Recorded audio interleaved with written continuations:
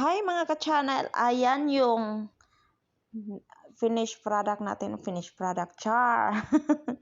Yung finish na ginawa nating salad. Ayan, kakainin na natin yan sa breakfast natin. Tara, samahan nyo ko guys. Let's go!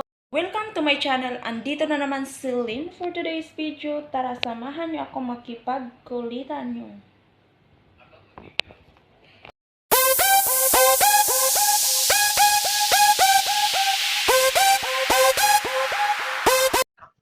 First of all mga ka-channel, ayan, hugasan muna natin yung gawin nating salad.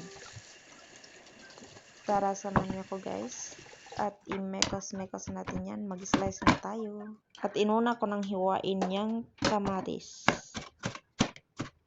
Hello mga ka-channel. Ayan, magbabalik na naman si Lynn 96 Channel TV. Ayan tayo guys. For today's video, magawa tayo ng salad.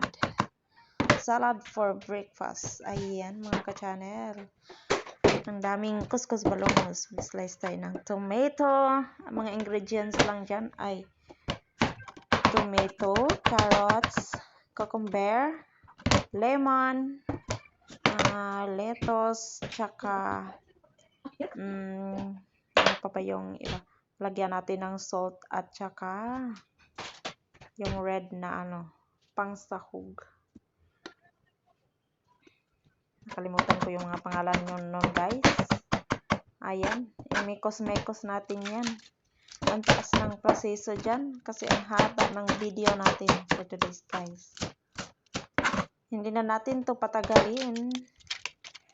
Tara, samahan nyo ko mag-slice ng salad.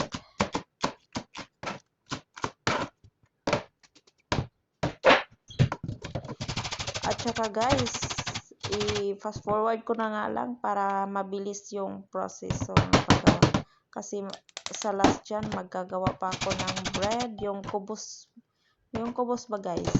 Diba? Mabilis na. Yung kubos. I-fry ko yung kubos. Tsaka para gawing bread. At ilagay natin dyan sa salad para masarap yung pagkain natin. Ayan, masustansya na at healthy pa. Diba mga ka-channel?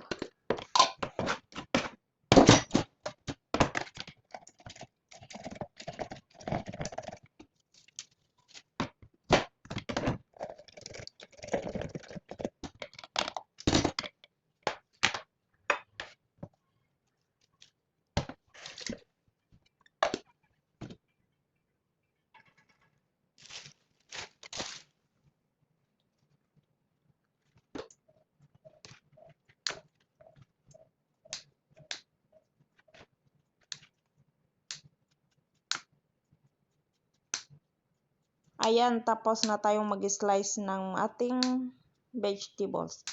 Ngayon, mag-slice na naman tayo ng kubos. Ayan yung kubos guys. Ginunting-gunting ko na nga lang dyan. Madalian yung trabaho na yan.